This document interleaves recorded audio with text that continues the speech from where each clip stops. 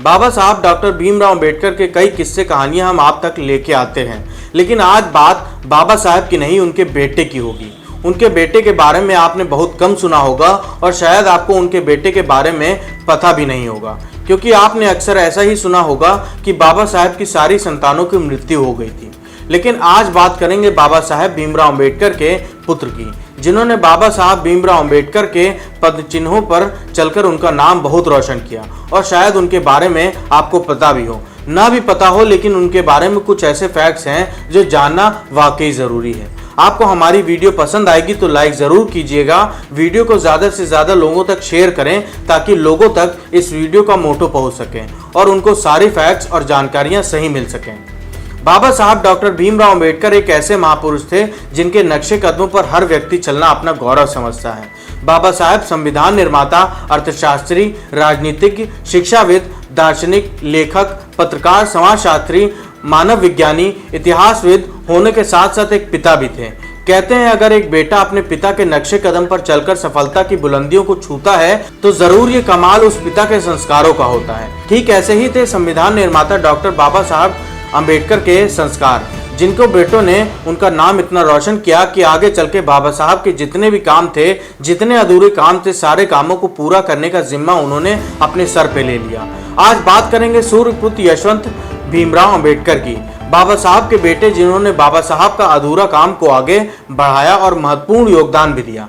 अंबेडकर की कई संतानों में सिर्फ यशवंत बचे। 12 दिसंबर 1912 को यशवंत भीमराव अंबेडकर का जन्म बॉम्बे शहर में हुआ था।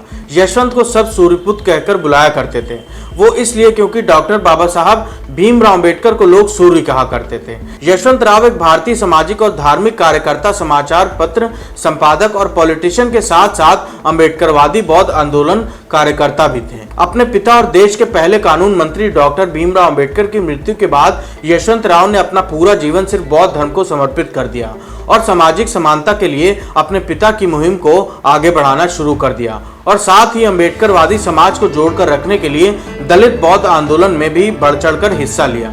1956 में डॉक्टर बाबा साहब भीमराव अंबेडकर की मृत्यु के बाद यशवंत ने बुद्धिस्ट सोसाइटी ऑफ इंडिया के प्रेसिडेंट पद का भार अपने कंधों पर ले लिया। 1968 में उन्होंने ऑल इंडिया बुद्धिस्ट सभा की स्थापना करी। यशवंत की शादी मीरा अंबेडकर से हुई और इस शादी को बौद्ध रीति रिवाज के साथ करवाया गया।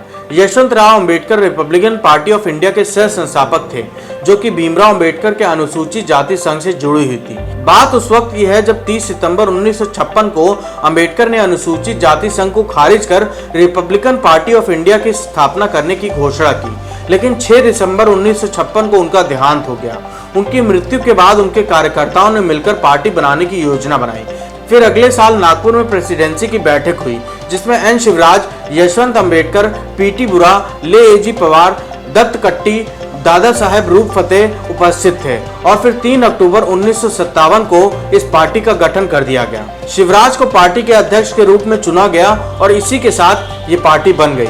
14 अक्टूबर 1956 को जब बाबा साहब भीमराव अंबेडकर ने अपने परिवार के साथ 5 लाख अनुयायियों के साथ बौद्ध धर्म अपना लिया, तो उसके साथ आधिकारिक तौर पर यशवंत अंबेडकर भी बौद्ध बन चुके थे और उन्होंने पिता बाबा साहब के इस धार्मिक कार्य को आगे बढ़ाने में सक्रिय रूप से भाग लिया है। यशवंत राव ने बुद्ध भूषण प्रिंटिंग प्रेस की शुरुआत की और इस प्रेस में यशवंत ने डॉक्टर बाबा साहब भीमराव अंबेडकर की ऐतिहासिक किताब थॉट्स ऑन पाकिस्तान प्रकाशित की। इसके अलावा उन्होंने इस प्रेस में भाषाई राज्यों पर फेडरेशन बनाम फ्रीडम एंड थॉट्स प्रकाशित किए थे। साथ ही सूर्यपुत्र अंबेडकर ने डॉक्टर बाबा साहब भीमराव अंबेडकर के कई स्मारकों की स्थापना की। साल 1958 में आयोजित बैंकॉक और थाईलैंड में आयोजित विश्व बौद्ध सम्मेलन में भारत का प्रतिनिधित्व किया था।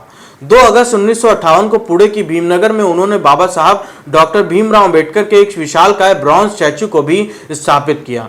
वहीं साल 1977 में यशवंत राव जी का भी निधन हो गया और कहते हैं कि उनके अंतिम संस्कार में लगभग 10 लाख से ज्यादा लोग शामिल हुए थे। यही पहचान होती है एक अच्छे शख्स की, जो समाज में अच्छा काम करता है, जो समाज सेवी की तरह लोगों की मदद करता है।